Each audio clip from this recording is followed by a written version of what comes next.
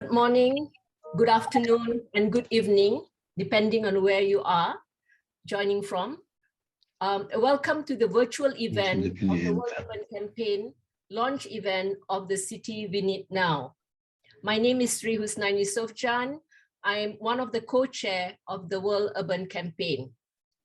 Now, the World Urban Campaign is actually created by the United Nations Human Settlement Program, UN Habitat, in 2010. That is over 10 years ago. It is an advocacy and partnership platform to raise awareness and advance positive change in order to achieve green, productive, safe, healthy, inclusive, sustainable, and well-planned cities and communities. Through its campaign, and with over 250 Urban Thinkers campuses, that's a platform that is owned by the partners. Yeah, we have over 30,000 participants since 2015. And the World Urban Campaign has more than 200 partners around the world. And if you just count one partner's having 50 members, so how many members do we have around the world? And it comes, I mean, these members represent more than about 16 constituent groups from local government, research institute, grassroots, women, media, well, I can remember sorry. Well, we have 16 partner constituents group, and if you want to know more about us, then please visit our website. Now, with what we want launching today, this is the City We Need Now. It is the third edition of an advocacy document of the World Urban Campaign developed by its partners as a guide document to inspire and take effective and impactful implementation of the new urban agenda. It is about to respond to the new challenge and opportunities since its first edition that was developed as input to the development of the new urban agenda at the Habitat 3 conference in 2016, which was about 6 years ago. Now, because of the new development, the new things that we have in front of us as a challenge, and also taking the opportunity, the high-level meeting on the implementation of the new urban agenda, the World Urban Campaign decided to upgrade or evolve, renewed its manifesto, The City We Need Now, and we have 10 principal areas of action that we are going to share with you in this launch.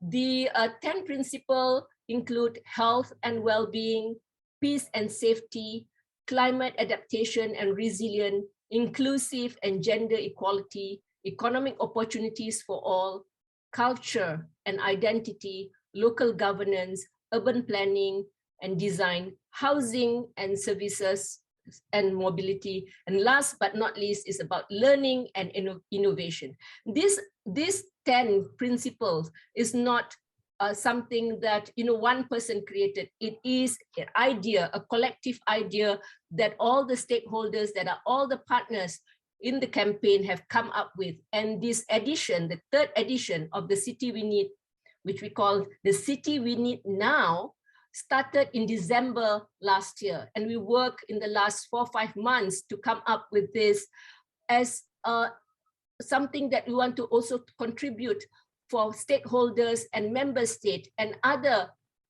partners who are implementing the new urban agenda to take time to look at this as an inspirational document, as something that we can advocate together and implement together. And hopefully there are also funders who want to invest with partners to translate this principle into action that we can do together.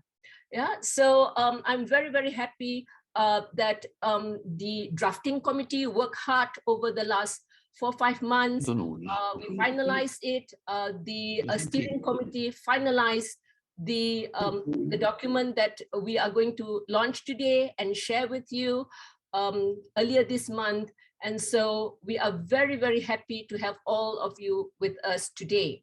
Unfortunately, this is a virtual event with the time difference. Maybe we don't have, we are trying to get as many people to join us, but we hope that we will have another event such as this also at the World Urban Forum in June in Katowice in Poland, and also other activities by the World Urban Campaign and also its partners. I just want to also take this opportunity to inform you that I am from the Huairu Commission, who is a grassroots member-led organization with members in over 40 countries around the world. Huairu Commission is also representing the grassroots constituent at bringing the voice of grassroots at the HLPF, and in the high-level meeting on the implementation of the new urban agenda, as well as the HLPF, which is coming in July, and also other related events. What we are going to make sure is that we are also going to highlight how grassroots have contributed to the development of this document or manifesto, together with all of you, in a spirit of partnership to make sure that we implement the new urban agenda, that we contribute to the achievement of this SDGs, all the SDGs, especially SDG 11 on sustainable cities and communities, as well as also the interrelated other global agreements that we work on, such as the Paris Climate Agreement and the Sendai Framework on Disaster Risk Reduction. So I'm very, very happy to welcome all of you and thank you for joining us. And now we are going to have, how this session is going to be is we're going to have a short video, and then Christine Auclair, who is the manager and the main person, coordinator of the World Urban Campaign at UN Habitat, will give a brief introduction as well as moderate a presentation on all the 10 principles that is in this The City We Need Now document. So let's listen to the video. This is our first of many videos to come, and hopefully we'll have more videos with all of you as partners also contributing to it. Over to you, Damien and Christine, for the video. Thank you very much, and I look forward to having you at this launch and also at the discussion at the end, at the following session after the presentation of the 10 principles. Over. Thank you, Sri. Thank you, Sri, for this warm welcome. A lot of people in the room. I'm quite impressed. I don't think we'll show the PowerPoint or anything. I think it's really nice to see everybody's face, and it will be much more lively like that. But I'll ask Damien to show the video if we can now. It's on YouTube. Please go ahead, Damien. Be a bit patient. It can take 1 minute maybe to come.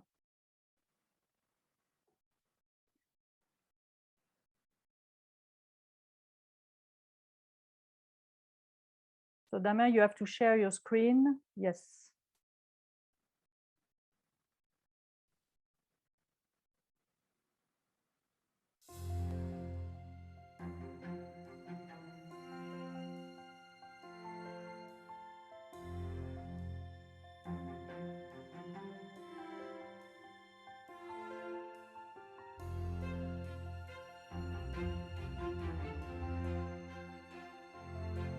The city we need. 现在开始。 My city is healthy. I can cycle and eat healthy. We have good healthcare, even for grandpa. 在这个城市，我们需要 Maintenant. 我不害怕在夜晚的街道上行走，在大众运输上也感到安全。The city we need. Сейчас. We will reach net zero emissions soon. We recycle and support biodiversity. We live differently. Город, который нужен нам. Ahora. Женщины имеют равные возможности.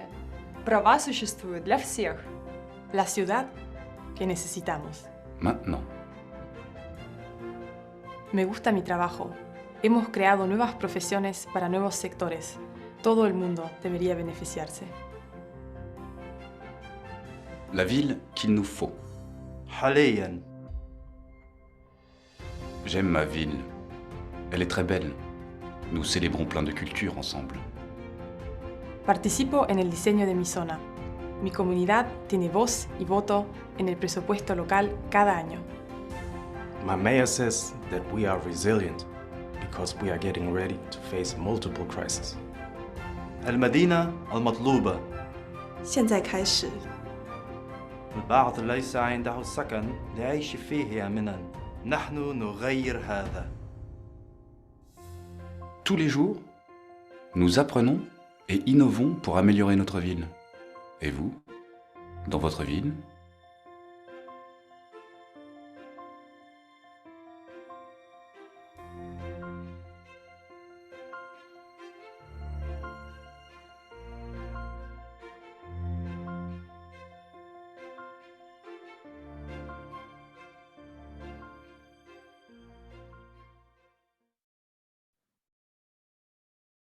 Thank you. Good morning, good afternoon, good evening to everyone. My name is Christine Auclair. I'm coordinator of the World Urban Campaign. I'm from UN Habitat. And it is a big day for us to launch the city we need now. And we're very proud of this video. I think it's a very nice way to say what is a city we need in simple words and in 6 UN official languages. So that's really nice. We are going to shorten this video, having little video clips from it. And that has been prepared by Felix Wollmann, who has been doing videos for the City We Need before. I think he did a fantastic job, based in Germany, in Berlin, with 6 good actors, characters, speaking those languages. So now, just to say, it's a big day also because it's the City We Need comes after several months of negotiations, consultations, exchange between WUC partners. And as Sri already explained, this is an update.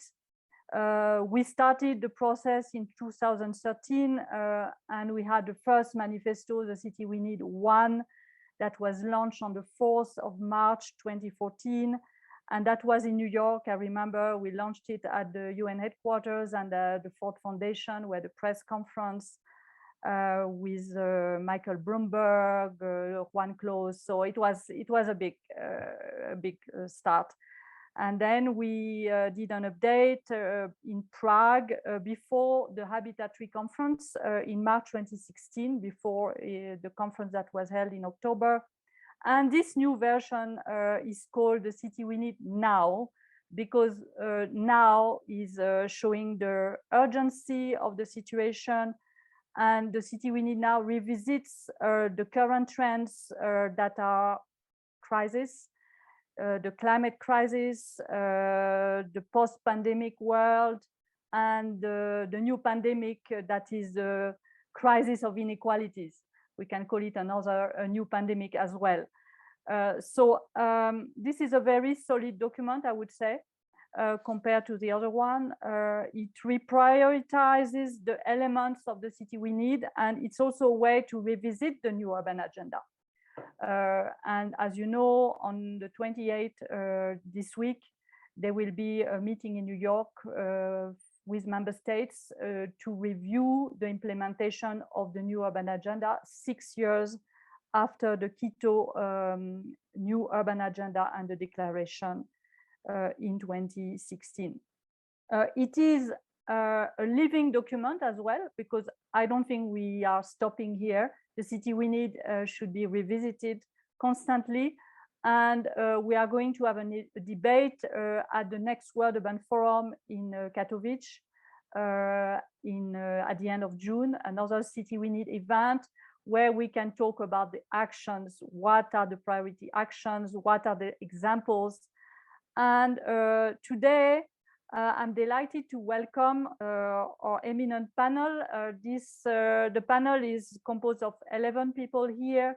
We're going to discuss the city we need, and who were all in the drafting committee. So they know what they're talking about. They have been in the negotiations that were not so easy sometimes, and they represent constituencies. And they are not going to make PowerPoint presentations and so on. They are going to simply explain why those principles are there in that document, what has changed from Habitat 3, and what are the new priorities. Yeah. So they have 4 minutes each, and I'm going to moderate, make sure that we keep on time, so that at the end of the session, we can also give the floor to other people who are very interested here. I see there are newcomers. They are not only the usual World Urban Campaign partners, there are people who I've never seen before and who have an interest, obviously. They heard about us on social media because we are getting very present there, and we'd like to give them a voice. And then they will also have a voice on the lead to the World Urban Forum and on social media, etc. So to start, we're going to go through each principle one by one, yeah, to make it simple. So we have the first principle that is about health and well-being, that has become a priority of the new urban of the city we need. So we are going to welcome Olafin Taiwo, with a partner and as Commonwealth Association of Planners, and she's very ready to talk about this important subject that is a priority of the city we need. Olafin, welcome, over to you. Thank you very much, Christine, and hello everyone. It's a pleasure to be here and to actually introduce the city we need now, which is a healthy city that promotes well-being. The pandemic revealed the prevailing health crisis in cities across the globe, and the city is an important determinant of health and well-being for all residents and communities. Chronic health conditions are rising globally, as we know now, and therefore the city we need now must work with all stakeholders across all sectors and disciplines to utilize the resources available and to integrate the promotion of health and well-being into our policies, into our development projects, and into our regeneration projects. The last City We Need document, the City We Need 2.0, it identified the need for our cities to be safe, healthy, and to promote well-being under the Principle 9. It recognized the rising tide of non-communicable diseases and the importance of sports, the importance of access to quality food, the access to nature and recreation, and the importance of promoting a culture of peace in order to ensure health and well-being. And we know that in the last 6 years, given the different events that have happened, that health and well-being should now be the priority, and it should be the key principle of our cities. So therefore, the city we need now is a city that prioritizes health and promotes well-being. It ensures the availability of clean air, availability of quality water, availability of quality food supply, and green space, among other things. The city we need now, it creates accessible social, physical, and cultural environments. So it's a city that ensures that everyone is able to benefit, and everything that we need to live a healthy, a prosperous, a well-being life is available within our reach. It also ensures that health and well-being of all are at the heart of all decision-making processes. In the past, health has not been a priority. It has usually been an addition. But the city we need now and this is why we are introducing this, that it's a city that prioritizes health, that health then becomes a key principle in our decision-making processes. It becomes a priority. It becomes one of the determinants of the viability of a project, of a development when we are planning our city. And the city we need ensures that through innovative and transformative infrastructure is designed by multidisciplinary and multi-stakeholder partnerships. So it ensures that this will then make sure that whatever is designed is integrated and is inclusive. In the past as well, what has been produced is usually there hasn't been enough multidisciplinary and multi-stakeholder partnerships in ensuring that the city is healthy. But this time around, we are advocating for a city that ensures that the infrastructures available are innovative and transformative, but this can only be achieved when different disciplines come together and work together, and we form different multi-stakeholder partnerships, including the communities that our cities serve, that we come together and we also look at providing for the present needs and the present demographic, as well as providing for the needs of the future demographic as well. Among other things, it ensures that there is access to affordable, well-planned and sustainably designed healthcare facilities for all. Just learning from the COVID pandemic, for example, we have seen why it is important to have accessible healthcare facilities for all. And this is what we are advocating for. And the city that we need, even in terms of economic development, in terms of ensuring productivity within the city and economic efficiency, it has to recognize that the physical and mental health are the preconditions of productivity and active engagement for social, economic, and political life. So the health is not an addition. Health is important to economic development. It is important to sustainability. And the city we need acknowledges that not all disabilities are visible. It ensures that as we design, we ensure that the design is neurodiverse in nature. We ensure that it meets the needs of the different disabilities that have been recognized within our communities. And it also implements universal design guidelines at city levels. And this design guidelines will then be considered in urban planning and in other public projects as well.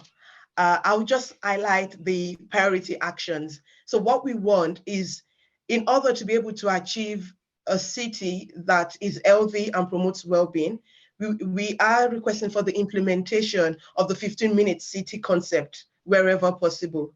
And this concept ensures that the core basic amenities and services are available to all communities and neighborhoods easily, either by walking or by cycling. That these amenities must also be easily available and accessible by all, regardless of age, regardless of gender, regardless of demographic, religious beliefs, or culture. It also ensures that green spaces are designed and established to foster local biodiversity, sports, and provides the essential ecosystem services.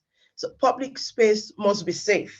It must be secure by design in order for it to be able to promote well-being. So we are adding that safe and secure is a key priority of identifying whether the city is healthy or whether it promotes well-being.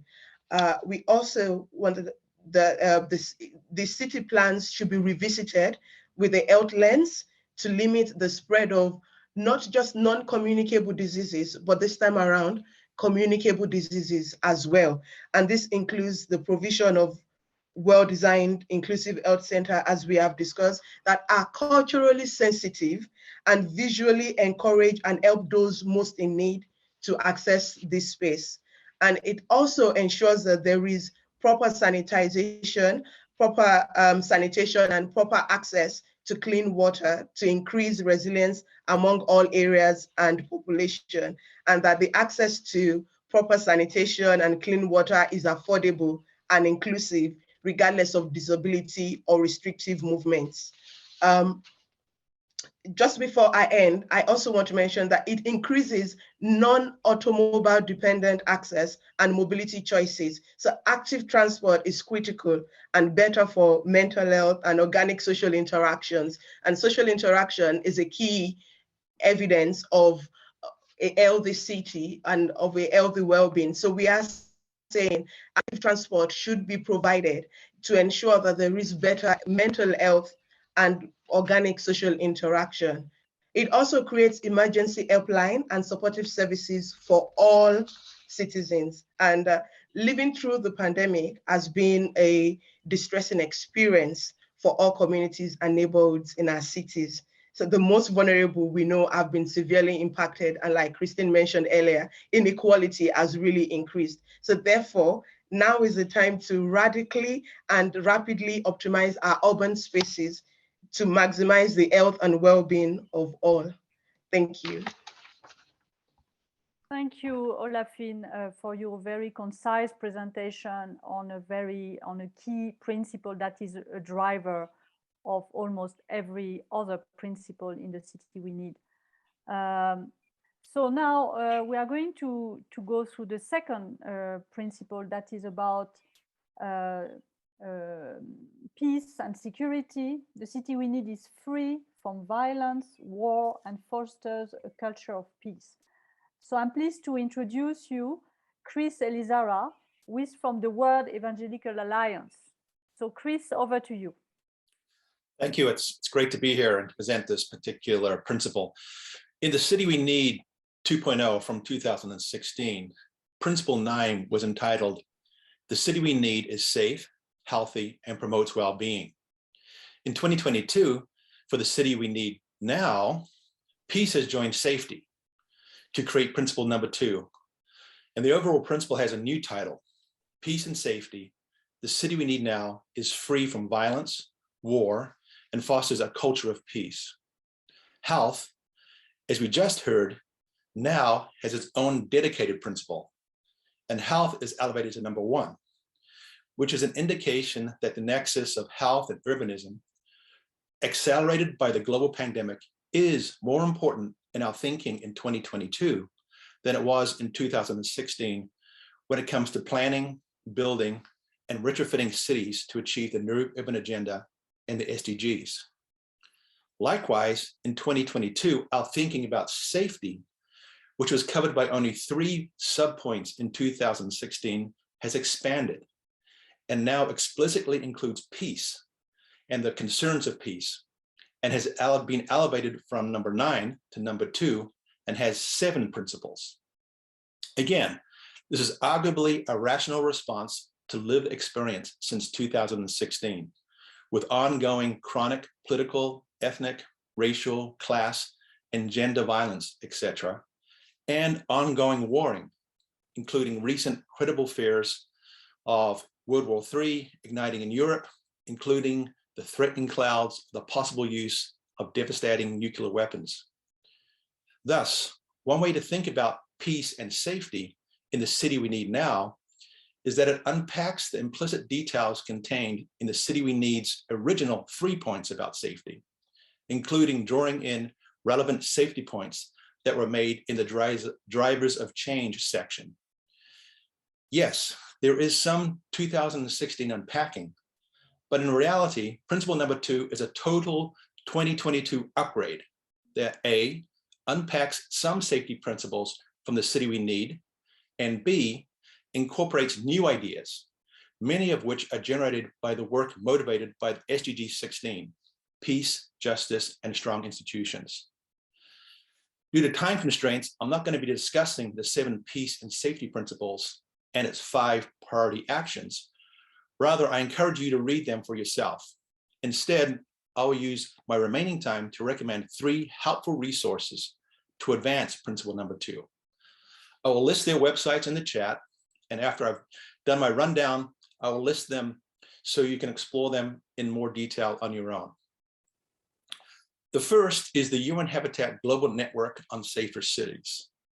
This network has 6 objectives that include, for example, to support application of proven and promising approaches dedicated to safer cities for all, etc., etc. The second resource is the United Nations system-wide guidelines on safer cities and human settlements. These guidelines were adopted at the first United Nations Habitat Assembly in 2019. And this elaborating document was published in 2020. The useful resources section has, the useful resources section, safe cities and programs, includes many work organizations, including several represented in this webinar, including ActionAid, Waru Commission, which has excellent resources and solutions responding to gender-based violence, World Vision, etc. The third resource is Peace in Our Cities Network. This is a network of 20 cities and 30 community-based and international partners that has a pioneering platform championing bold urban violence reduction goals and actionable ideas to galvanize mayors, city governments, and civil society organizations to have the urban violence by 2030. And I'll throw in a bonus, the UN Habitat Safer Cities program.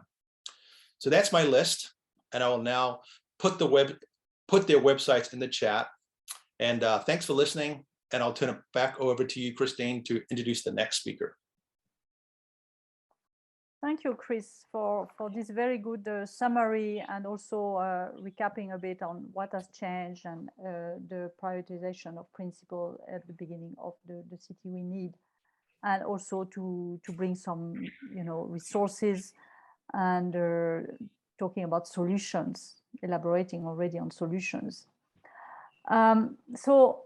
Now we are going to a very important principle as well, that is on the top priority, the notion of resilience, low carbon city, and adaptation to climate change.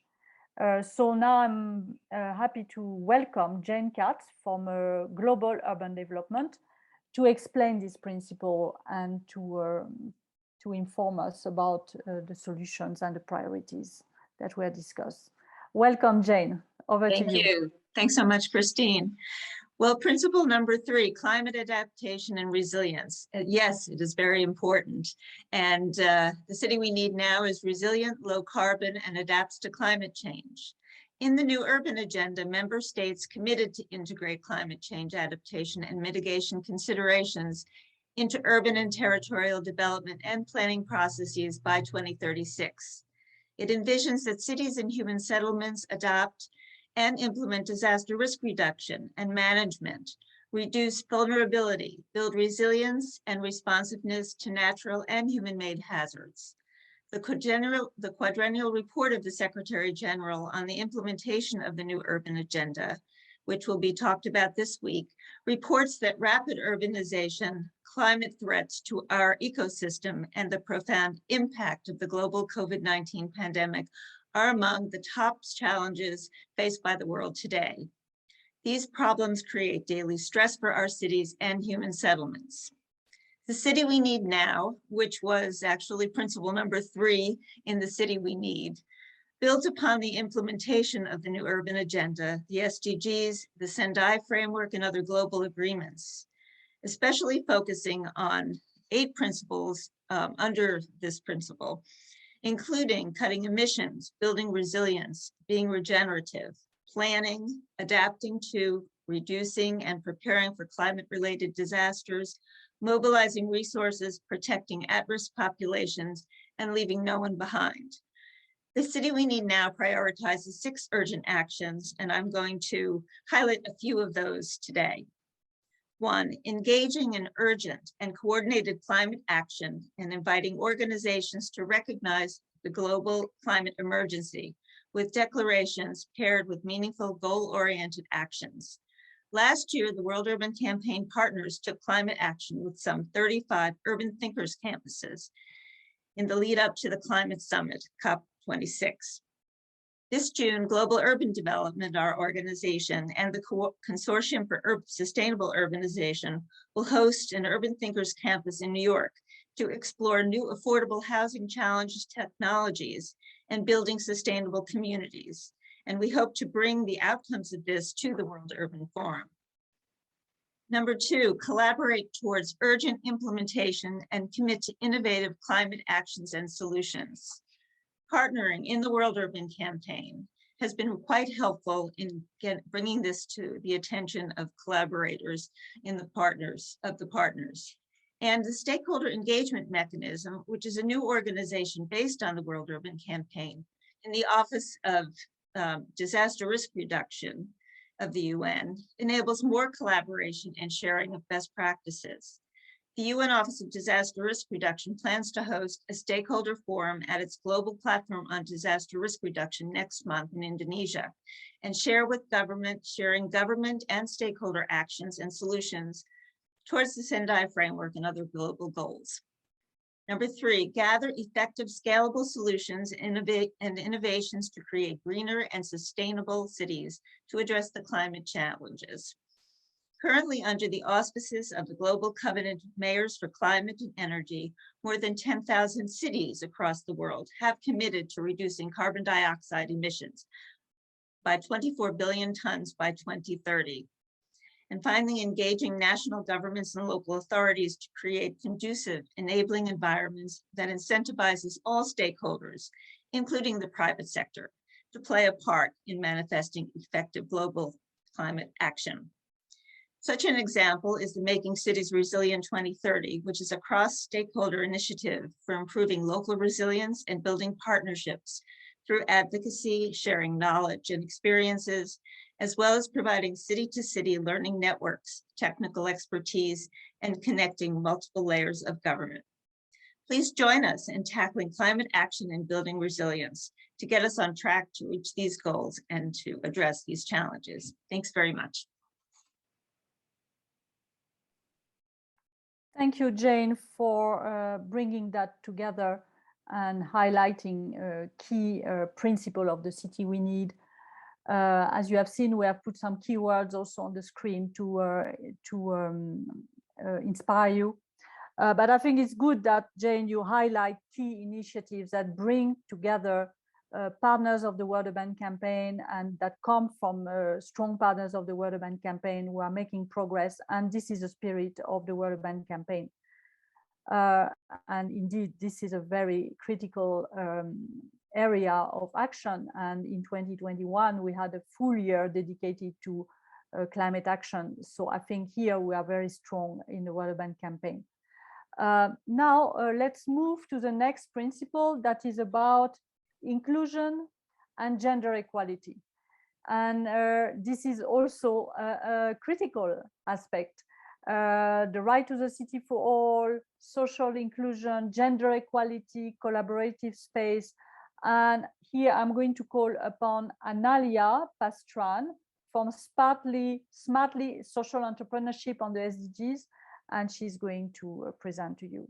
Over to you, Analia. Thank you, Christine. Well, through this principle, inclusion and gender equality, we would like to encourage all the cities to have this inclusive, diverse, promoting gender equality in the whole city place. So for that, we need to think in an inclusive city where no person, no social group, sex, age, group, race, culture, ethnicity, sexual orientation, creed or faith is excluded from the social, economic, and cultural and physical goods that we have in the well-planned cities. So to eliminate all forms of segregation, discrimination, and exclusion, we need to create collaborative spaces that are socially inclusive, driven by democratic and participatory decision making.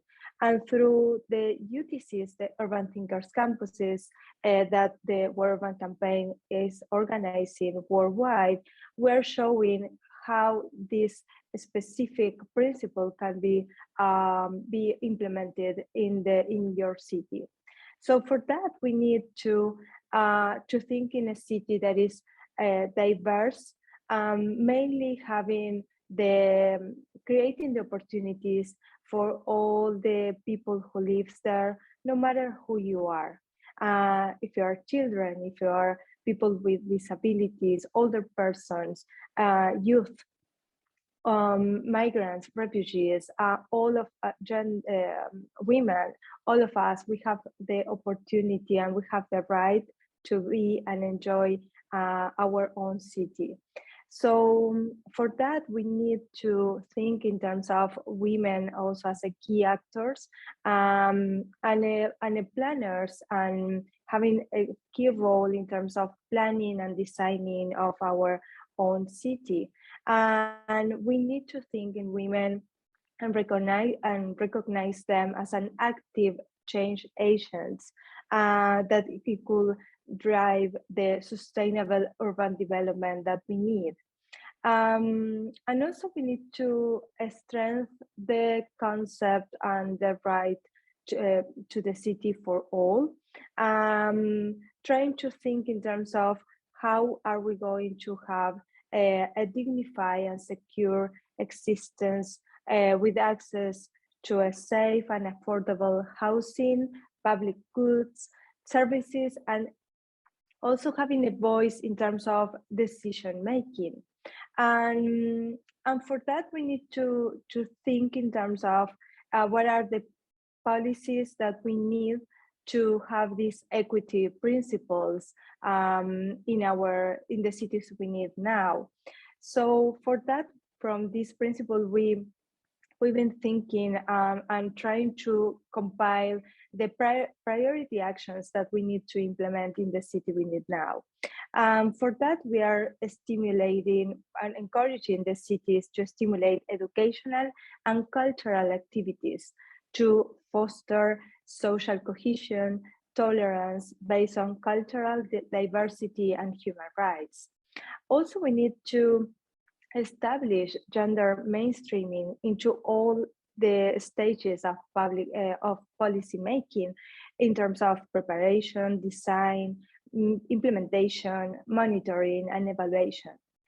We need to provide emergency housing for women to tackle violence, domestic violence on their working places, etc. We need to guarantee the mechanisms that enable that everyone could participate and think the best practices for their own cities. So for that, we need to have participatory mechanisms that ensure decision making through processes such as community consultations, community contracting, and participatory and gender responsive decision making and budgeting. In terms of budgeting, is a key issue to empower women. Also, we need to encourage faith-based organizations committed to the common good, and the city we need now, we have to maximize the influence of their faith-based organizations as well. And of course, we need to monitoring the inclusion or exclusion that we are having in our own cities with protocols. So last but not least, we need to think that this principle is cross-cutting. All the principles of the city we need now are cross-cutting, and mainly this one.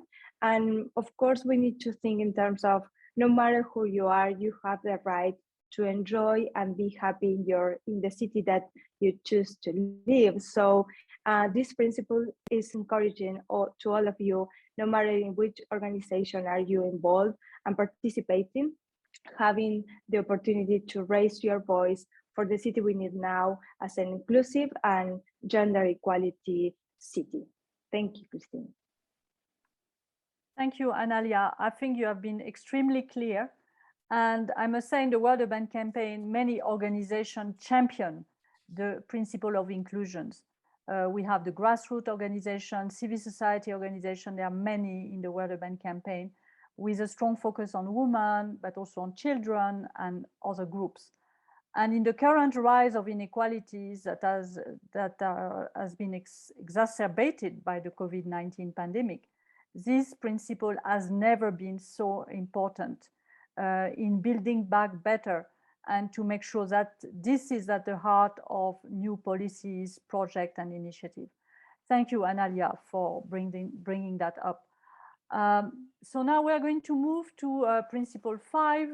That is, the city we need is economically vibrant and provides opportunity to all.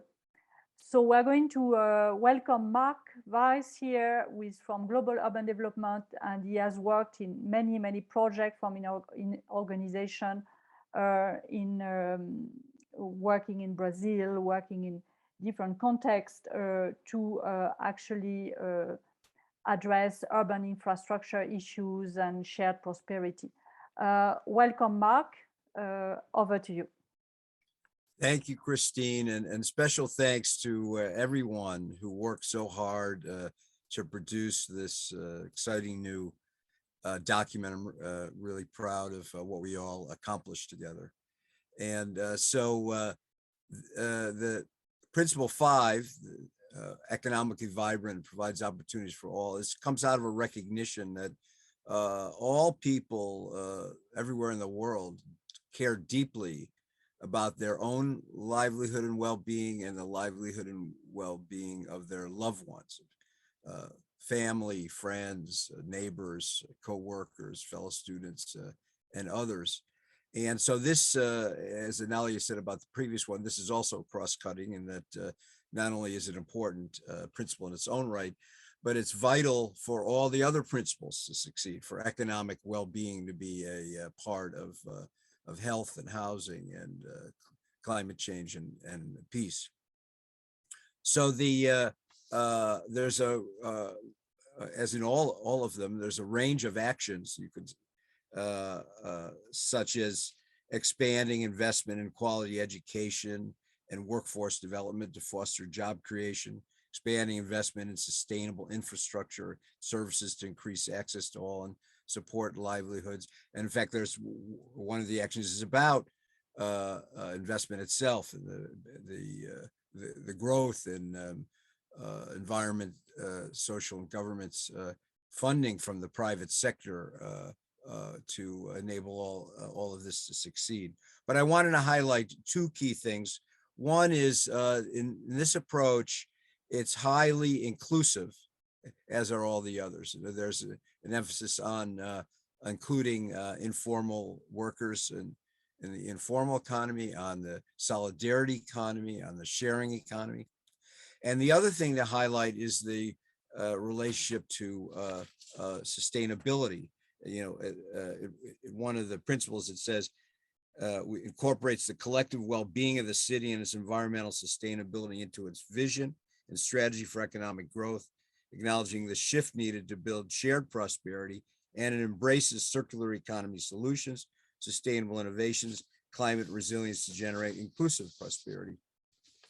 So, for example, and here you see the Porto Alegre in the background of my screenshot, in the Sustainable Innovation Zone movement that Global Development is working on in Lisboa, in the Porto Alegre, Brazil Sustainable Innovation Zone. We're trying to grow businesses, jobs, and incomes through energy efficiency and renewable energy, especially solar, and trying to have the zone be the most solarized urban place in Latin America, through sustainable mobility like bike sharing, electric car sharing, through circular economy and zero waste, such as we have two businesses that are recycling food waste for composting, sustainable clothing, and then trying to combine the sustainability and innovation with the inclusiveness. For example, taking out car parking spaces to build parklets for social gathering that are made out of recycled concrete eco blocks produced by an NGO that works with to provide low-income livelihoods, or working with the recyclers through solar energy to reduce their electricity costs enable them to have cooperatively produce, say, jewelry out of recycled glass. So I think that this approach that we've taken here is absolutely on the cutting edge of bringing together all the key values that the city we need now represents, such that the economically vibrant really does provide opportunity for all, and in a way that enables us to achieve the Sustainable Development Goals, the Paris Climate Agreement, and the Sendai Framework. Thank you. Thank you very much, Mark. This is another vital principle of the city we need.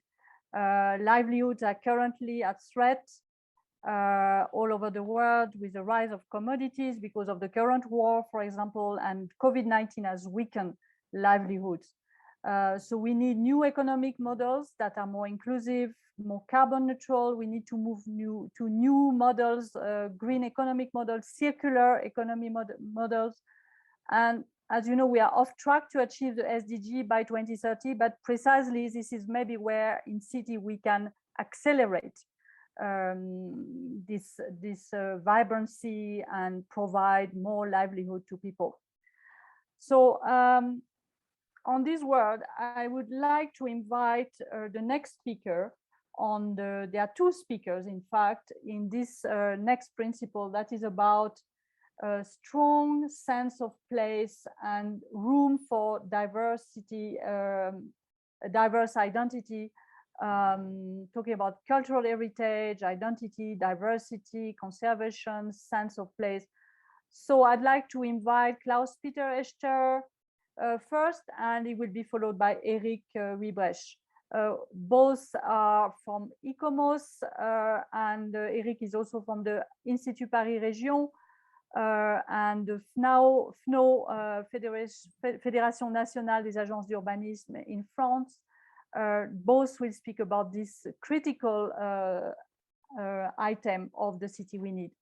Over to you. We start with Klaus-Peter, if you don't mind, or maybe you have an agreement together on who is going to speak. So over to you both. Thank you, Christine, for your nice introduction. And I will speak about Principle 6 on culture and identity.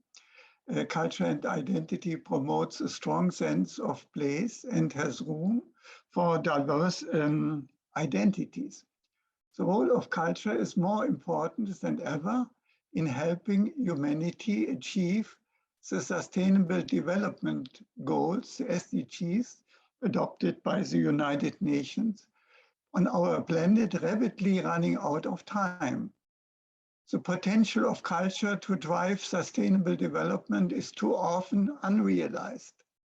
In a world where resilience, creativity, cohesion, and a right-based, people-centered approach are more essential than ever, we simply cannot afford to leave culture out in our efforts to respond to global challenges and build a better world.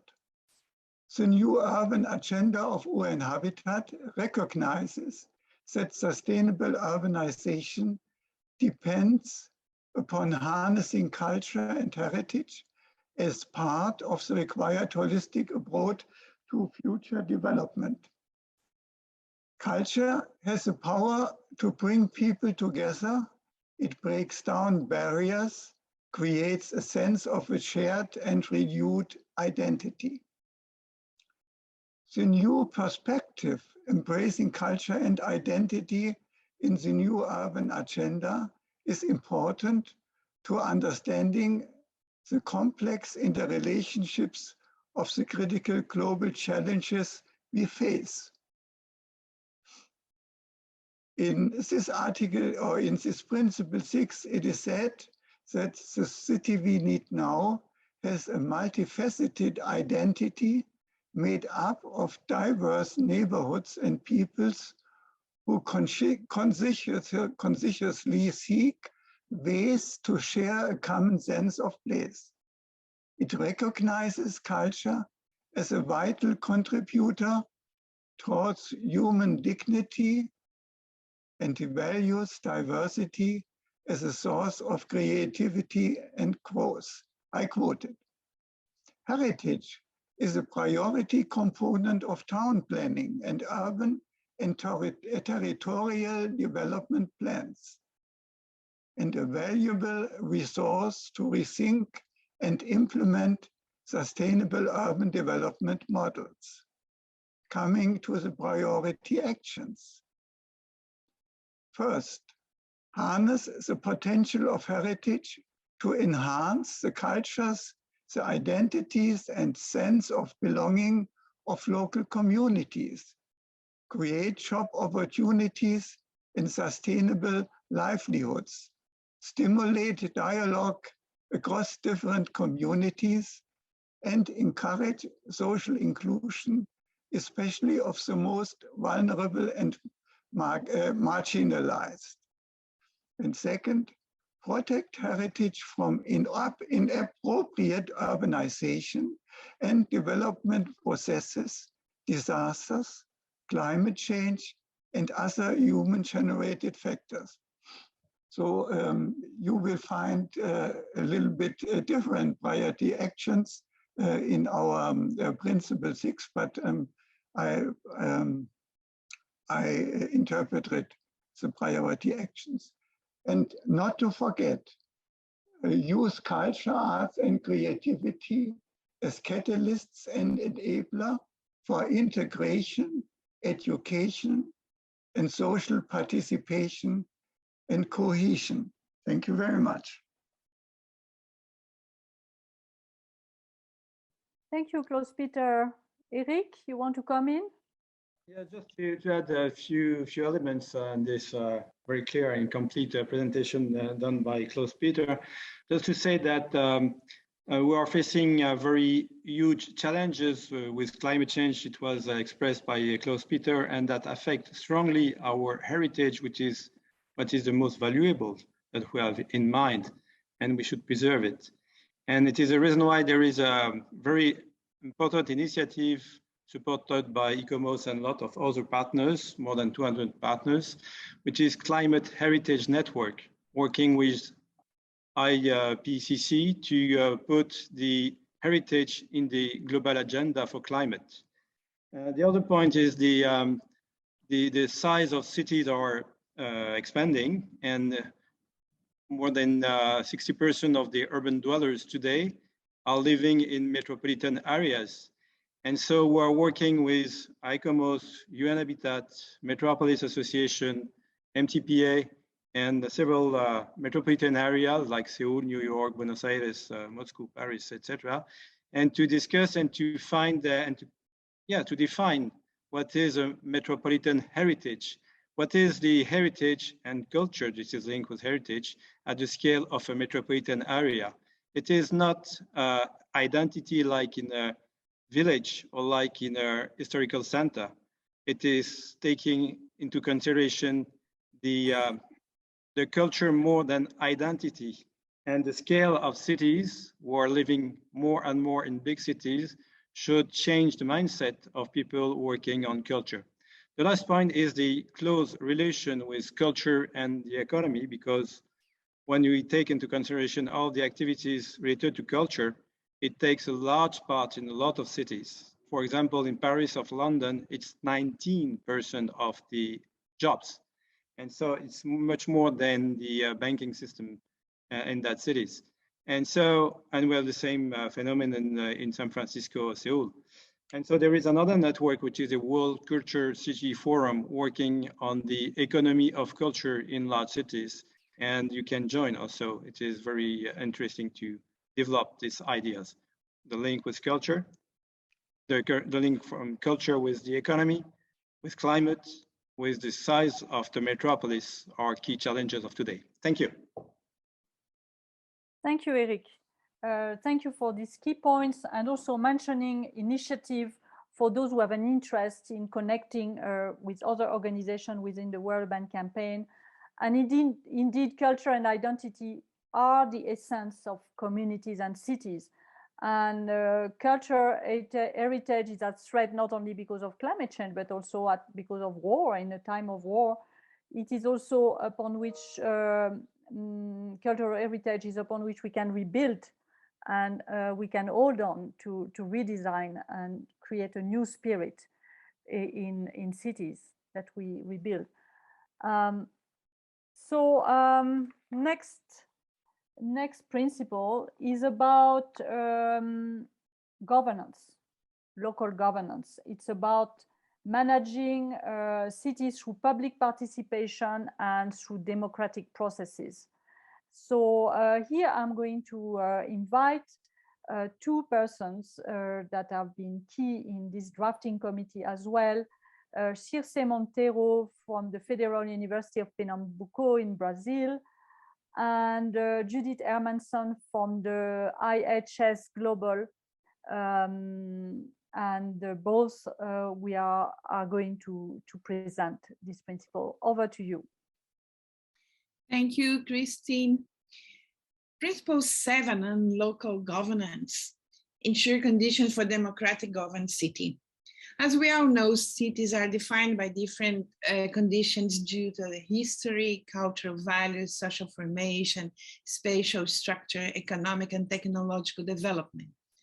Resulting from these complex arrangements, each city presents a contextual singularity. Local governments tackles these specific and concrete conditions directly, especially the uneven relationship of partners with different interests, degree of economic and political power that are expressed in conflicts to occupy urban space for living, working, consuming, or just enjoying life.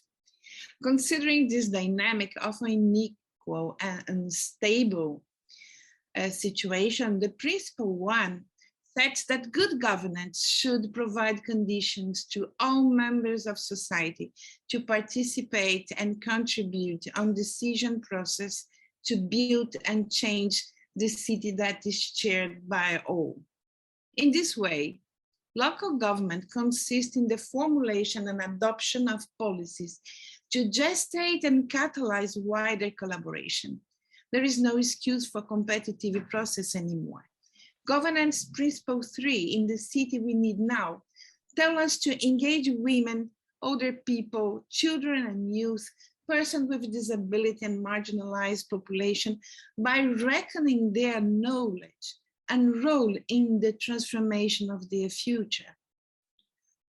Principle 4 is about empowerment, aims to enable people to act as designers and co-owners of public spaces, producers of climate solutions, and proposers of long-term planning. That kind of governance that fosters local capabilities and uses emergent energies to accelerate and amplify transformations. Finally, principle 5 and 6 remind us that the city we need now urge for innovative and suitable models of governance, to devise plans and laws, finance, allocation, but all in a framework of open communication, negotiation, transparency, and accountability. And Judy has further important considerations regarding governance. To you, Judy. Thank you, Circe, and hello to everybody. It is a great pleasure to be with you today. It has been a wonderful enterprise working on the city that we need now, so it's particularly a privilege to share with you some thoughts. And I'd like to do so within the great framework that Circe just provided. Principle 7 is foundational to the city that we need now. A lot of the principles are cross-cutting, as other speakers have mentioned, but Principle 7, I think, really is foundational. And it is also a coin that has two very positive sides. One is philosophical, and the other is practical. Looking at the philosophical, if we agree that the famous consent of the governed is important to effective democratic governance, it follows that providing for robust participation in a variety of forms supports this consent. It builds the trust, as you see there on the screen. Therefore, participation and active citizen engagement must be integral to policy across all dimensions of city governance. The forms of participation may and should vary widely depending upon the issues, the location, the constituencies affected, as well as the overall legal framework. To give a few examples, participatory budgeting allows citizens to provide input into the priorities, and government to provide transparency rate its planned expenditures and thus securing local buy-in.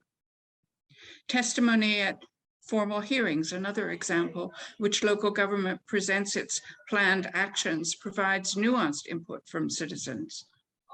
Advisory bodies to local government provide diverse perspectives in an ongoing manner.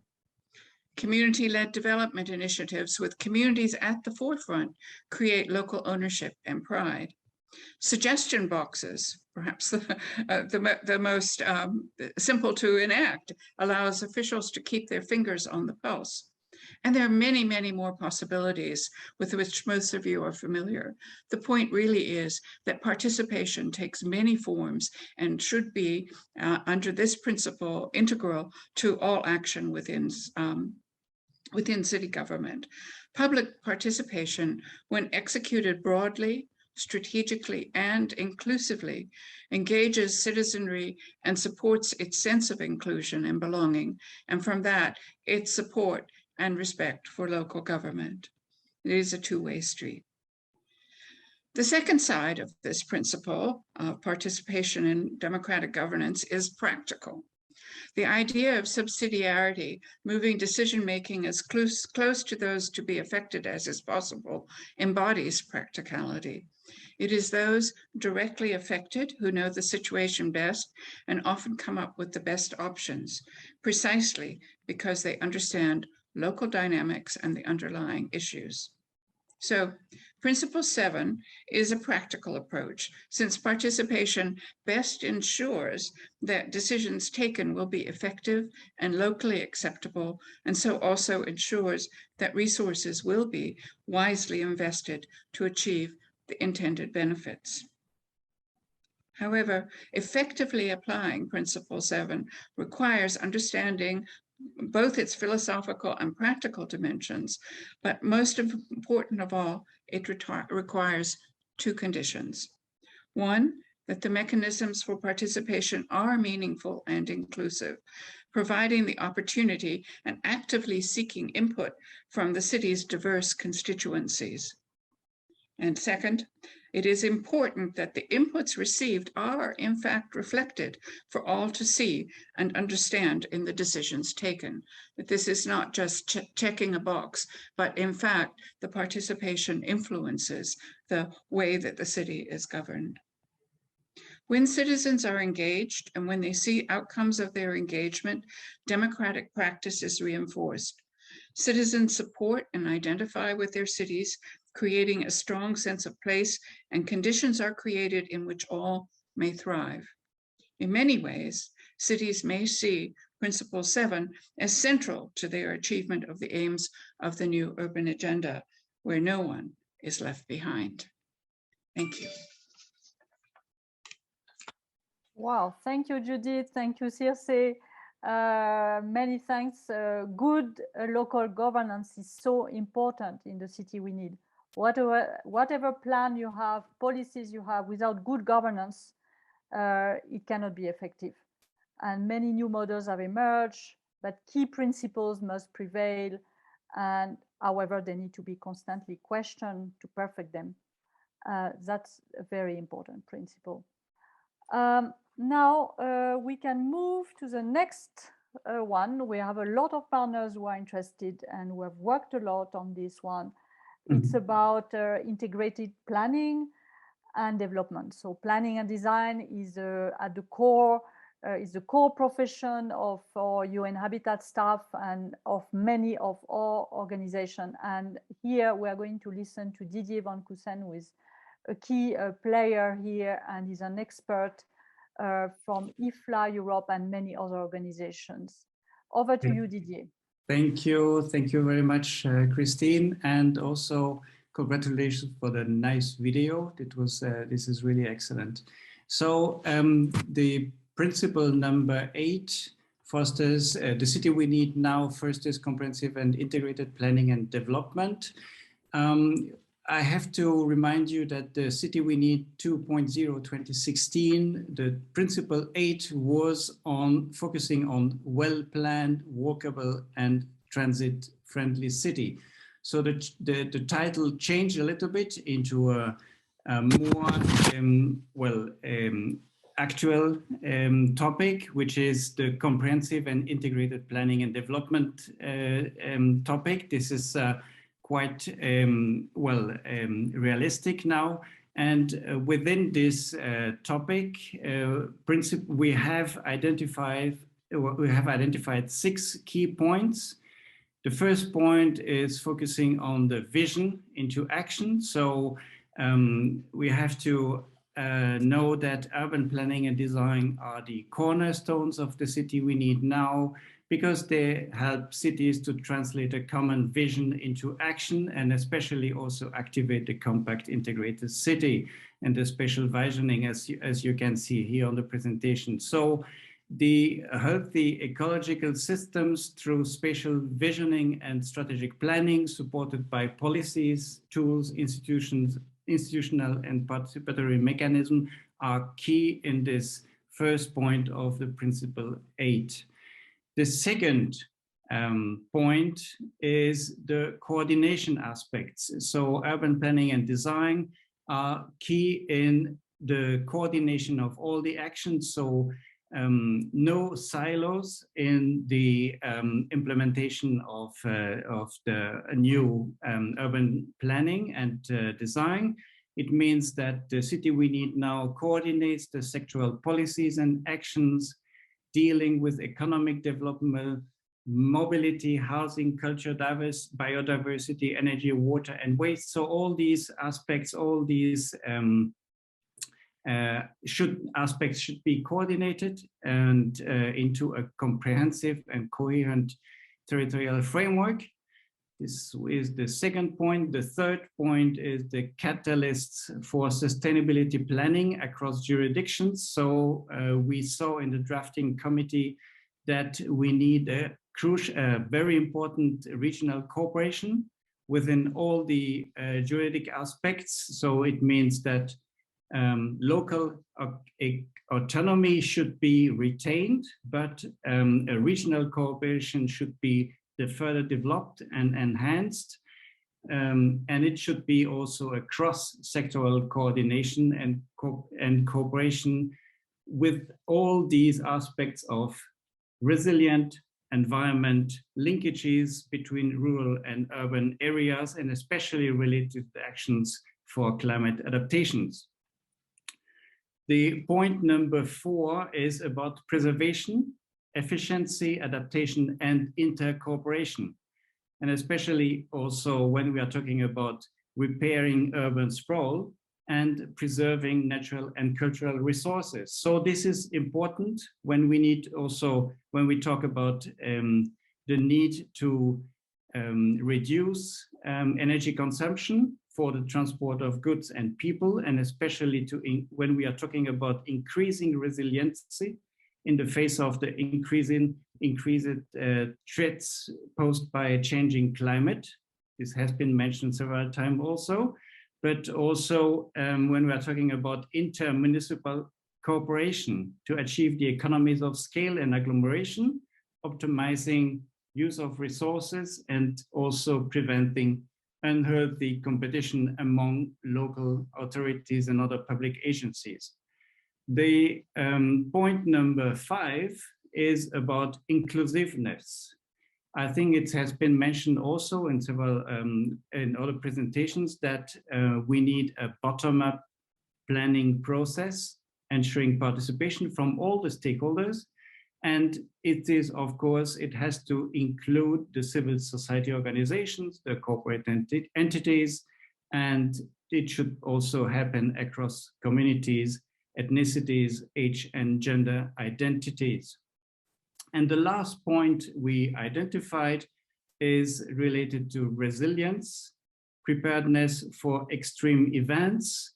And here, the city we need now is acknowledging the fast changing dynamics and unfolding multiple crises of the 21st century, and talking about increasing adaptability of cities to arising complex situations. And here, planning and design can bring a very good solution to the sense of resilience and preparedness for extreme crisis circumstances. So some priority actions. So for the city we need now, we need to act on several actions, topics. First, revisiting planning and design practices to address the evolving societal and environmental needs. And here we are talking about accessibility, walkability, mobility, energy, and resources. A second example about an action to be implemented immediately is reorient the automobile-oriented fossil fuel dependent business model used in urban planning and focusing more on human walkability, quality of life, and affordability in city design and planning instruments. Another immediate action mentioned in the Principle 8 is encouraging new urban planning regulations and incentives focusing on the use of nature-based solutions. So to bring green spaces back into cities, developing better landscapes also in the urban environment, restoring natural and working lands, surroundings, and supporting urban communities. So in a nutshell, 6 key orientations for these comprehensive and integrated planning and development principle, and hopefully to be implemented very soon by all the cities globally. Thank you. Thank you, Didier, for this very clear and concise presentation of the principle. Planning and design is indeed at the cornerstone of the city we need and the new urban agenda. It's a very strong principle, very well documented, that has generated many initiative action by many partners of the campaign. Thank you, Didier, again. Now we are going to the next principle that links directly to planning and design, because you mentioned mobility was in that principle, under that principle before. Now we have decided to have a different principle to talk about housing, basic services, mobility, and transport. And that principle has many dimensions. So we'll have 2 speakers here to talk about that and to talk about all the innovation that can emerge from that and how it links also to climate action principle 3. So here I'm inviting Ben Wong from Compass Housing and Tristan Morel from Adaptation Ville en Développement. Over to you. Welcome. Thank you, Chris. I hope you can hear me. Yeah, so I will go ahead. I will go first, and then after that, Tristan, will then present, the principle that cover mobility. Just to put the housing in the context of, the sustainable urban development and also the growth city. You know that by 2050, 90% of the population is going to be living in city. There's also now an increase, migration from the region or the rural to the urban city, just for employment or for livelihood or education. Now there's also a growth associated with this migration. There's an increasing growth of what you call the peri-urban area around the fringe of the city. What it really implies is that there's generally now in most of this city, there is a high demand for adequate, safe, and affordable housing. Now, just looking at the people who are living, in the informal settlement, in the small island development states, around the world, these are the people that is living under the impact of climate change. There is urgent need for them to be relocated, to save, a secure accommodation. So housing, definitely, is very critical part of the whole, sustainable development agenda. Now, in addition, housing is one of the human basic rights, and also a right to the city for all. Housing is a key focus of UN Habitat Strategic Direction. Adequate, safe, secure housing is also a very key component of SDG 11 for sustainable city and community, and of course, the new urban agenda. Housing is a fundamental foundation for, the other principle that we talk about in this document, around health, dignity, safety, well-being, inclusion, economic development, and job generation. The city we need now document is an update and a fine-tuning and sharpening of the focus on the definition of housing issue and strategy. In addition to that, this particular document is very action-orientated, and above that, it has actually incorporated now the basic services as well as mobility. Let me just go on to the principle now. So we actually the City We Need document, we promote the adoption of the following principle. Okay, when you're considering or addressing housing and undertaking housing provision. The following principle is that, number one, provide access to adequate, safe, secure, and resilient housing for all. Adopt an integrated sustaining planning to meet present and future need for housing, land, infrastructure, services, as well as climate resilient public and green places. One of the other principles is that you would, in the process of provision of housing, you should empower stakeholders, particularly, people who require those housing, to participate in the design, development, and urban and housing plan, including building standards and code. Promote adequate allocation of housing in the city for both housing as well as public places through various land management strategies, such as zoning, land registration, diversity of land tenure system, and the right and formalization of land right and tenure.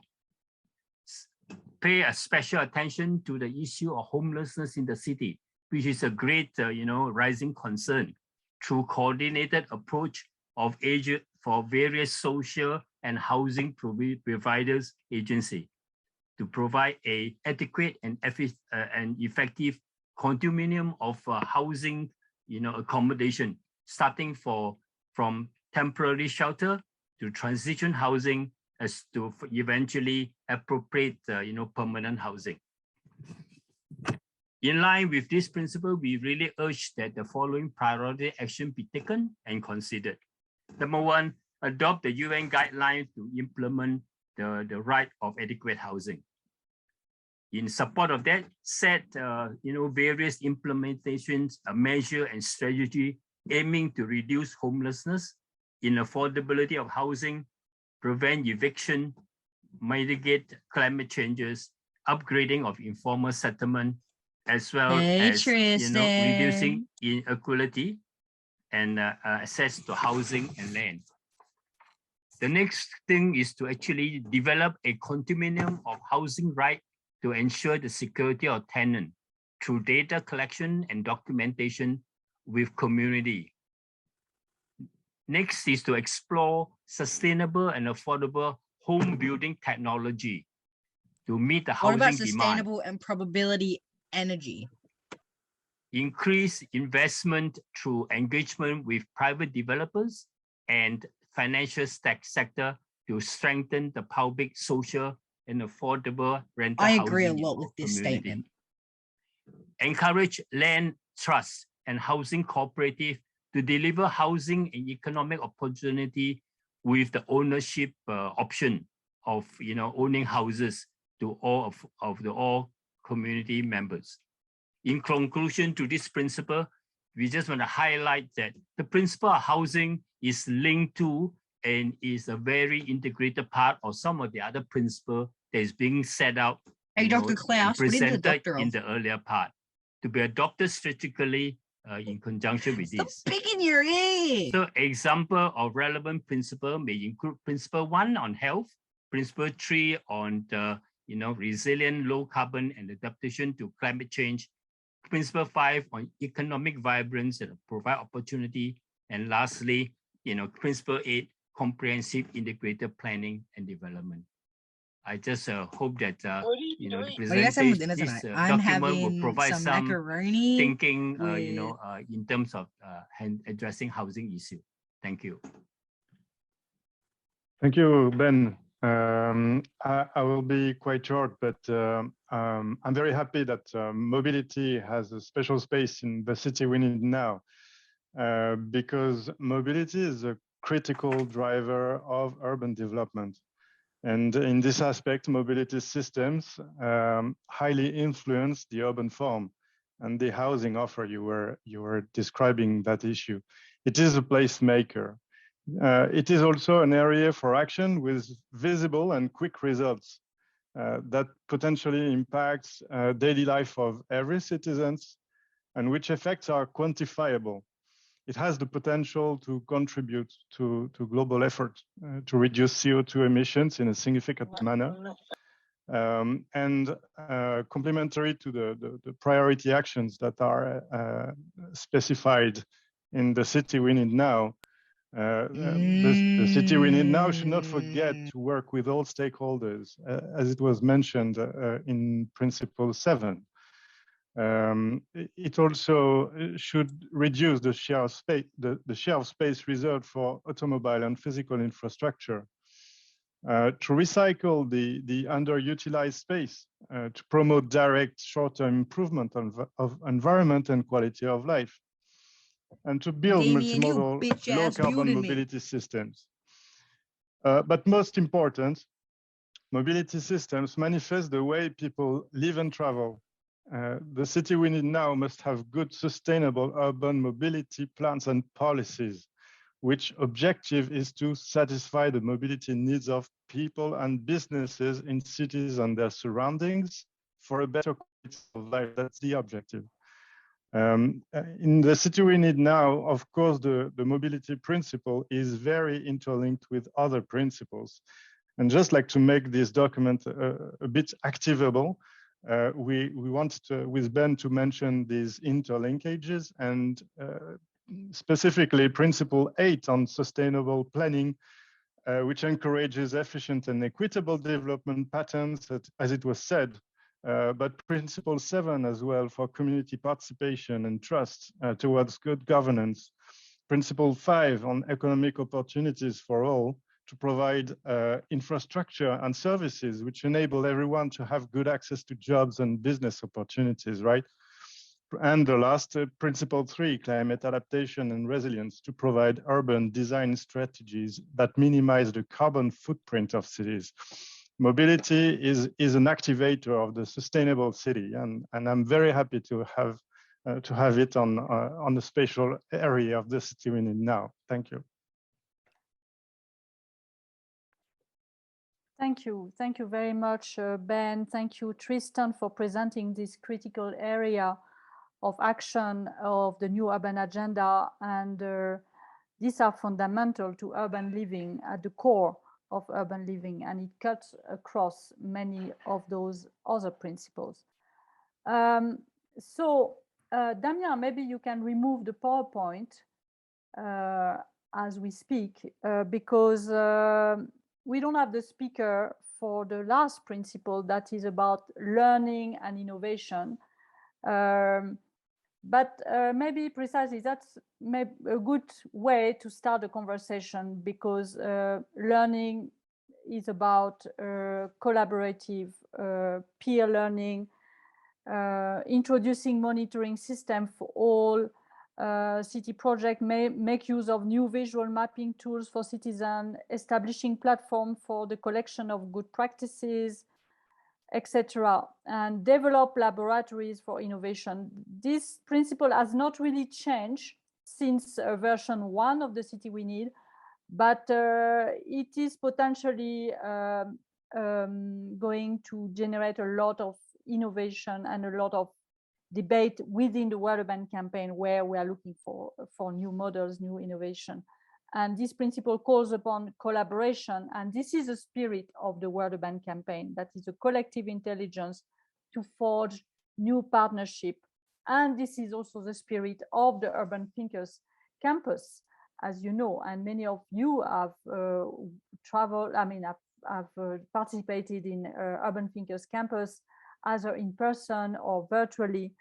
And I'd like here to open the debate, but before that, I'm going to ask Sandeep Shashra, who is in the room, I think, is a co-chair of the World Urban Campaign and is meant to moderate the last part of that session and introduce and also looking at the next steps and the takeaway from this session. So Sandeep, welcome. If you are here, over to you. Thank you. I don't know if I am visible. Christine, can you hear me? We don't hear you very well. There is a connection problem. It's not very clear. Let me just give me a couple of minutes. In the meanwhile, please continue the discussions. I'll come in. I'm trying to reconnect. Okay. Before that, so we are starting a part of the session that is called reflections. And to start this part, we'd like to welcome a representative from UCLG, United Cities and Local Government, Asia Pacific. She's a Secretary General. Her name is Bernardia Iwawati Jandradewi. And I would like to invite her if she's in the room currently. Yes, hi, greetings from Jakarta, Indonesia. Very good morning, good afternoon, good evening. We as UCLG, we are very pleased to be part of this World Urban Campaign and as a leading local and regional governments, partners, constituent group of the campaign. But first of all, I'd like to congratulate all of you, all World Urban Campaign partners on the launch of this important campaign. The City We Need Now, these 10 principles are actually very, very important. And I don't think I need to repeat what excellent presenters already shared today. Those who have been involved in this developing of these 10 principles, from health and well-being to the learning and innovation. So I speak on behalf of UCLG members. We are actually, Asia Pacific is the largest regional section of UCLG. So as a representative of UCLG Asia Pacific, all of these principles, 10 principles, are useful guidelines and useful guidance and reference for local and regional governments for effective and impactful implementation of the new urban agenda that we jointly contribute to its development. I think we recall in October 2016 at the Habitat 2 conference in Quito, Ecuador. So as I review this document, I find that each of the principal areas is actually aligned very much, or at least supporting the actions to contribute to the specific achievements of the Sustainable Development Goals.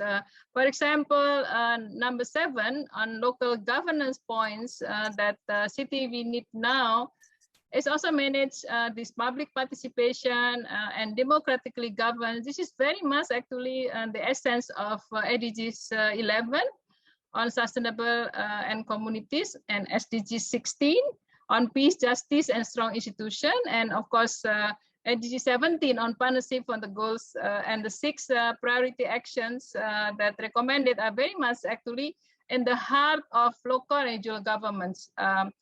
that are working on and strengthening the works on them. This include, for example, continue implementing the decentralization of territorial finances in order to increase autonomy and implementation at the local level. And of course, the other one that I also can quote here is adopt new user-friendly technologies to facilitate communication, support planning, and increase the transparency of decision and action. So what is interesting and important to note about the City We Need Now document, I think everyone is clear that this is the introduction of the third edition, since it was formulated in time for the Habitat 3 conference, is that World Urban Campaign partners recognize the evolving situations that all are facing in working towards a better urban future.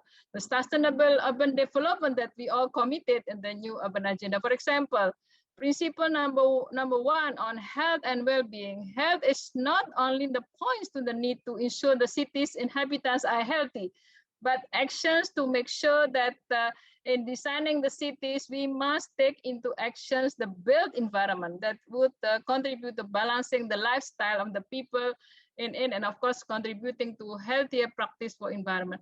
The 15-minute city concepts, this is also a very good concept, and in realizing this, we will need to reduce our travel time and stress of inhabitants, as well as of course reducing the carbon emission. So let me saying and maybe conclude here by saying that this document is launched actually at the right time, when we really need to make sure that the implementation of the global policy agreement, in this case a new urban agenda, will also support and contribute to the other global agreements such as Sendai Framework for Actions on Disaster Risk Reductions, the Paris Climate Agreement, and the Beijing Platform for Action. So I strongly believe that the City We Need Now, this can be used to inspire and strengthen partnerships among the new urban stakeholders, and of course to encourage joint development and investments in activities that enhance the quality of life of the city inhabitants. So all the 10 principles are seen from the people's lens. What is city without the people who live now? Now, what most important is how can we realize these dreams? How can we realize these 10 principles of the City We Need Now 3.0, so that we all human beings can live in peaceful life and be happy and of course prosper. So thank you very much for the opportunity. Back to you, Christine. Thank you, Bernardia. I'll hand over to Sandeep, but I've put something in the chat for everyone who wants to speak. Please put your name and title of your organization in the chat, and then we will give you the floor. Sandeep, over to you. Thank you, Christine, and I hope I'm audible, and greetings to all. Many, many warm wishes to all of us. I think speaking last, it's my honor and privilege to express gratitude to each one of us who have contributed heart and soul into what we now have as the latest version. Don't miss the emphasis on the City We Need Now. So huge congratulations to all of us in the steering committee, in the members, and those who gathered here today at the launch of the City We Need Now. This is wonderful. I'm immensely proud, having had the stellar honor of being part of you for the last several years, and having been participant in this evolution of the City We Need Now. It gives my heart warmth and happiness and pride to listen in to what has been presented just now by each of us who have held the battle, who have held the battalion, who have held the evolution. Christine, you've hinged it. Wonderful to see that steering. To Sri, to all the colleagues at the WCU Secretariat, and to all of us in the steering committee, in the members, in the wide network that we are. This is a huge moment, I think, to congratulate each of us and to self-congratulate at the time as Dr. Bernardia. And thank you, Dr. Bernardia, for being here. In fact, we really rely on your august agency and leadership to bring this message to all the mayors of the world through the UCLG and beyond. And I think it's really nice that you are here today to speak to us and how important the 10 principles embodied here are. I wish to say, before we get into my job today, is to actually moderate a session somewhat on reflections, somewhat on your inputs, but more importantly, as Dr. Banadia was saying, the next step.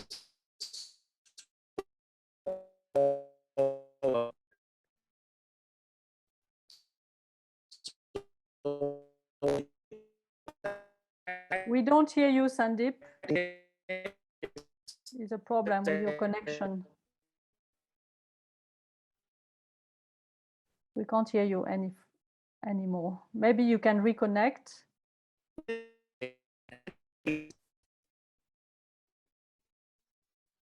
Okay, since we can't hear you, I've seen there are people in the chat who have expressed interest in speaking.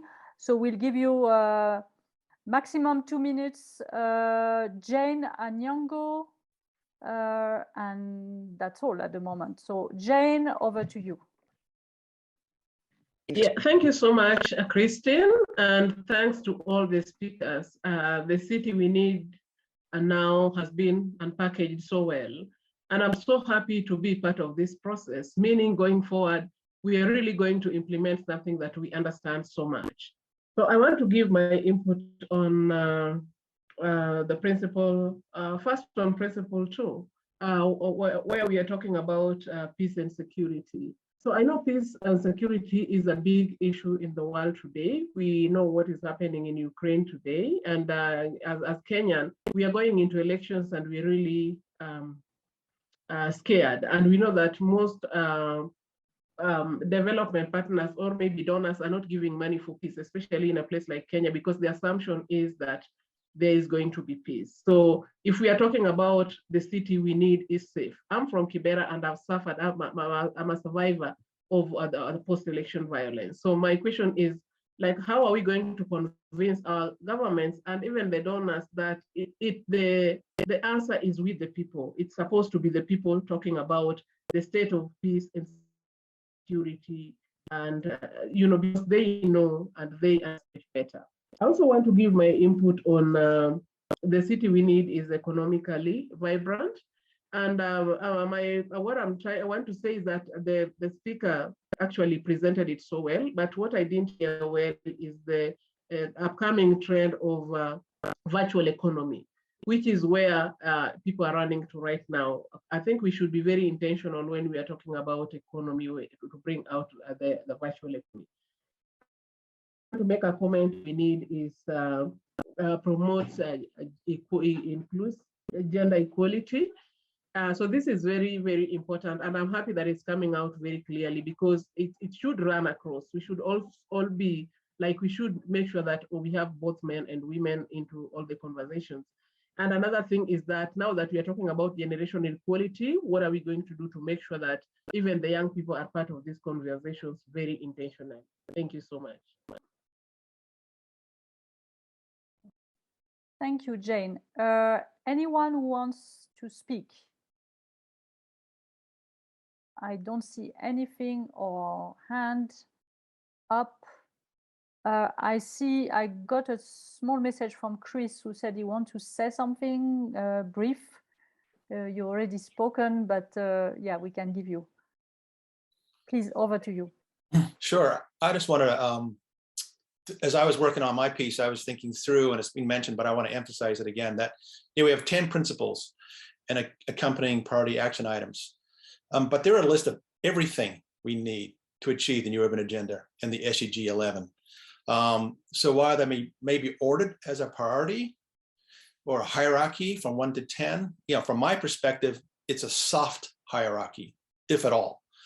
So personally, I would conceptually prefer to view the 10 principles as points on the outside circumference of a spider chart than a priority list. So that's a conceptual way to look at including every principle for the city we need now. Thank you very much, Chris. Yeah, very good point. Is Sandeep still connected or reconnected? Sandeep, you want to say something to close the meeting? I'd like to ask everyone.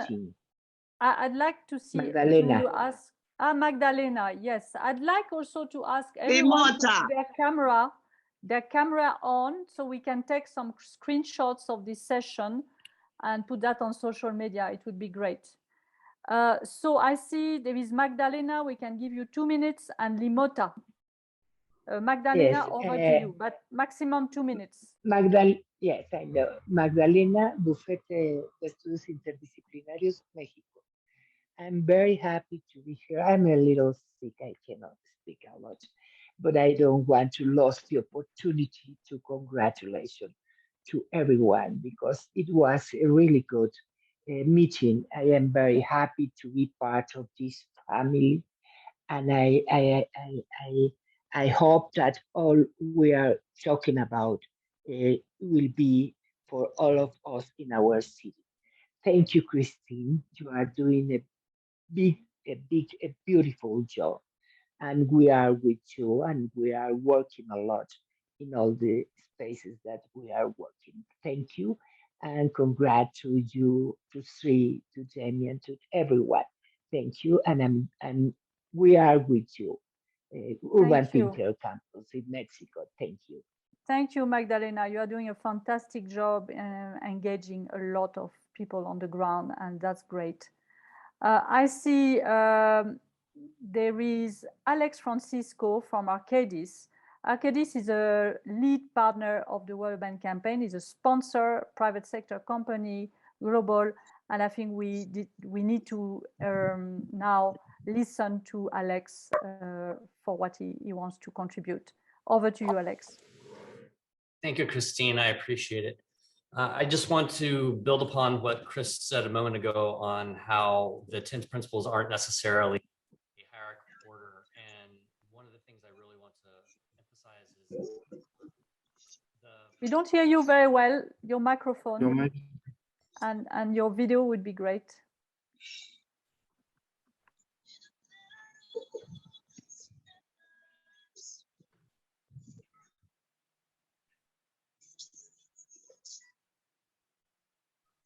Nothing. Okay, let's go to Quasi Baby. She wants to speak, and then we go back to Francisco and then Limota. Very briefly. Thank you so much, Christine. Thank you so much. This is Kazi Baby. I am from Bangladesh, and I'm the member of IDO Commission. I just wanted to mention that the housing-related issue in Bangladesh, our poor grassroots women are living in the slum area, but they are evicted often, and it is very sad to say that the housing Bangladesh government still are not doing any preparation for the grassroots women, but they will stay. But city we need, still we are trying to our best to city we need how we can make our city livable and affordable. So, but our poor women, they are not able to stay in the city area.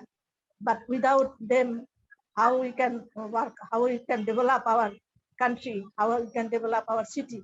So this is our opportunity to speak in the UN Habitat, that to do something for the poor women, those who are living in the slum area in Dhaka City.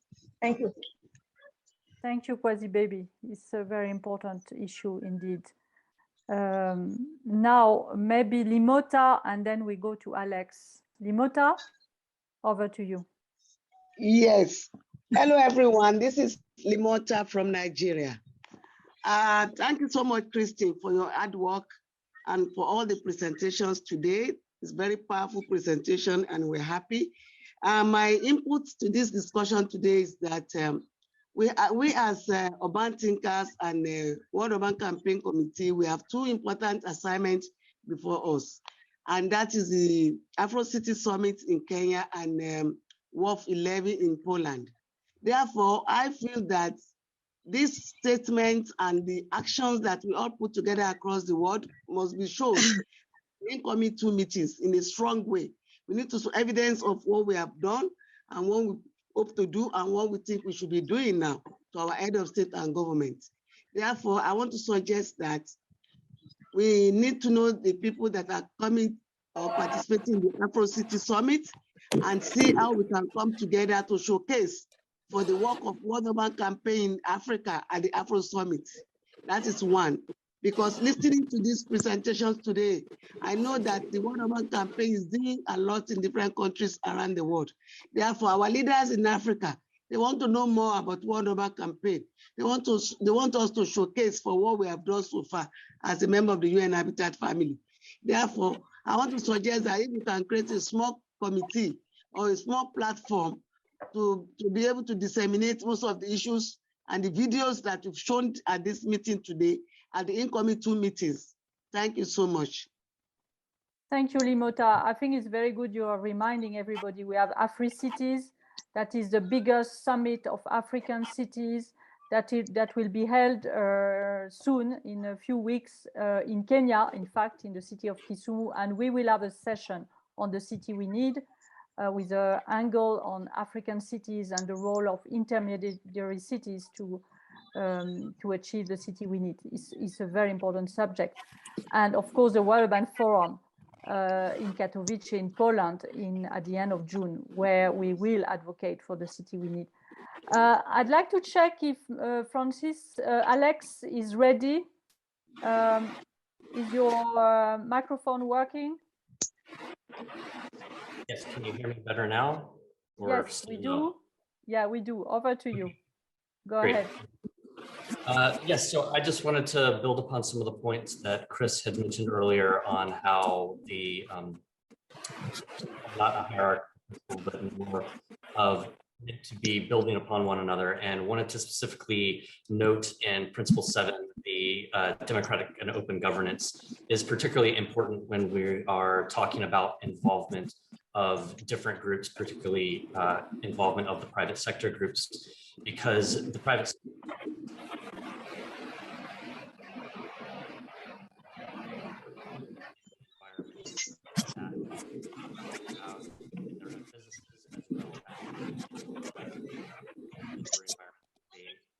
they are involved with. Additionally, in my personal experience with nature-based solutions and working with ecosystem-based adaptations, looking at that democratic governance and understanding that those sorts of green solutions don't always respect our political boundaries for cities or for municipalities, and that we do often need to think about participatory governance that may be regional in effect.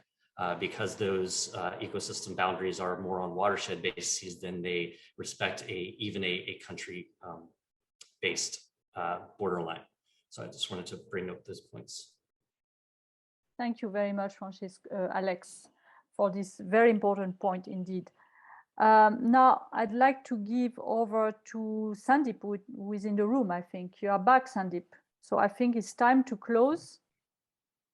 Yes, thank you, and congratulations to all of us. I'm having challenges, colleagues, and beg your indulgence in not trying to switch on my video.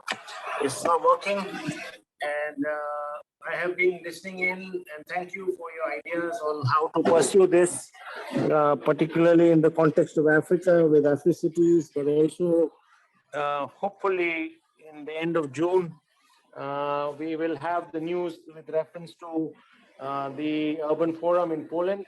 Unless, Christine, it's already decided. The talk that I heard is the UN Habitat and the government of Poland want to go ahead with it. So we are all looking forward to finalization, unless if the decision has already been taken.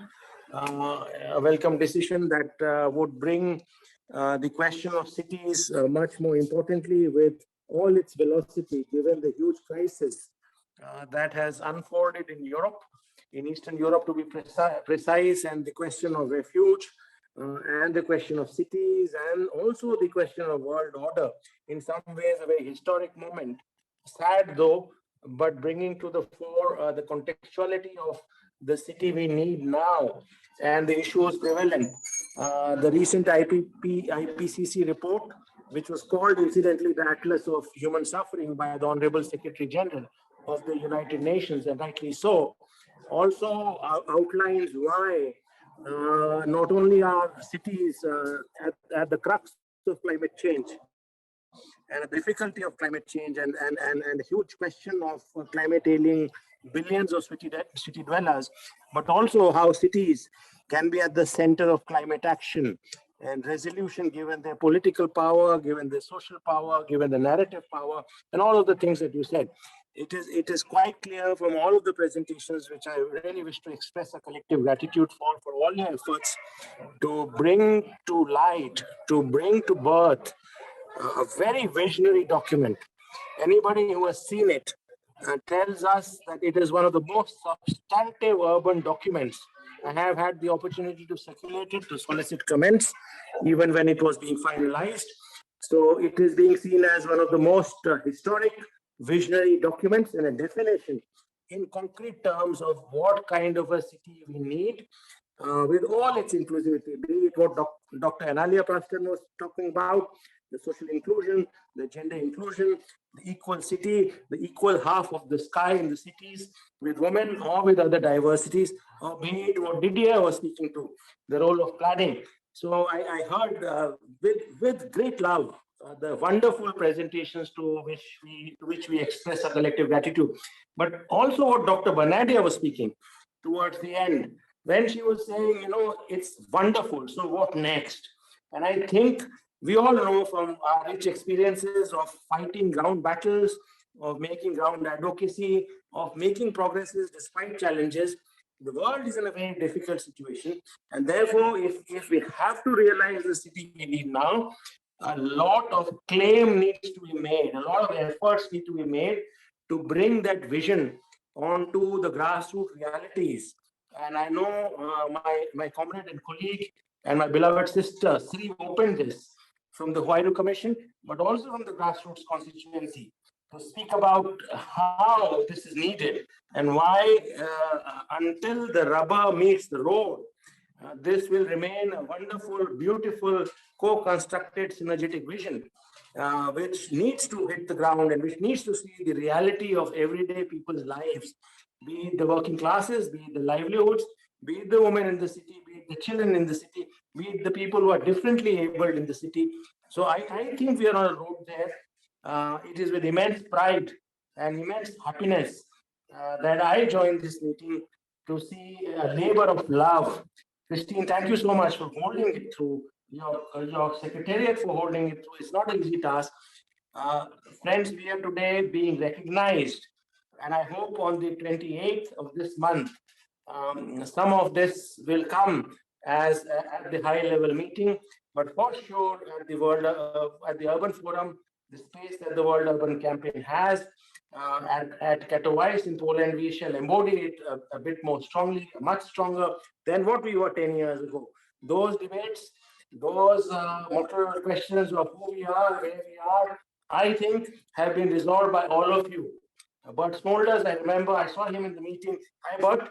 And for all the efforts of all of us, those who are today with us, those who held positions and contributed in the past, colleagues from different formations, they have all led today to a position where the World Urban Campaign, each one of you, is in an uncontested space and therefore bears the responsibility, the burden of the cross now to make a future which it has promised by the way of this wonderful co-created visionary document. That's all I want to say in expressing gratitude, and also to call on each one of us to make the regional launches, to make the country launches. I was honored to join with Christine, the launch in Luxor, but to make, I know there's a launch in Mannheim later.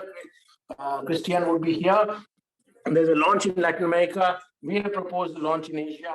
So make each one of these regional launches, make them happen, make those country launches happen. Popularize this in the social media. Let's popularize it in national media and in writing. I think it needs to reach people. This beautiful document this social imagery of what is urban needs to reach people on the ground, our societies, young people in particular, who shall fly this vision. We are at that time. I want to say that with humility. I want to say that the road ahead for us is going to be bumpy, but the road ahead of us is promising and holds a lot of collective energies, and we should seek more and more collective energies. I will give my voice a rest. My apologies for not being able to be visual today, for not being able to do the session which Christine had kindly asked me to do with reference to outlining and listening into the next steps. But I know we are towards the end of this meeting. If there's anything more any of us want to say, please do share it. Otherwise, I want to hand it back over to Christine for the formal absolute closure to this meeting. I believe we have nearly the end of our time. Thank you. Thank you, Christine, and thank you all. Lovely to hear you today. Thank you, Sri, for these very nice words, even if you are very far in Mumbai and your connection is a bit difficult, but you said what is essential. So read The City We Need, use The City We Need, share The City We Need, disseminate to your friends, follow The City We Need on social media, on the lead to the high-level meeting this week, on the lead to Afri-Cities, on the lead to the World Urban Forum. Invite your friends, and let's be together as a collective intelligence of the World Urban Campaign. Thank you all. Okay, thank you for your participation, and welcome to the new one who want to join the World Urban Campaign. Bye, Okay. bye everyone. We'll make pictures now. Keep your But now camera. the photo, a screenshot. Yes, we are doing. Yes, we need a Don't photo. worry, we are doing. Yes. Okay, thank you. We are going Perfect. to share. Follow us on social media. Thank you very much. Yes. That's very kind of you. Ciao. Bye. Bye. Bye. Obrigado. Ciao. Ciao. Christine, can I have a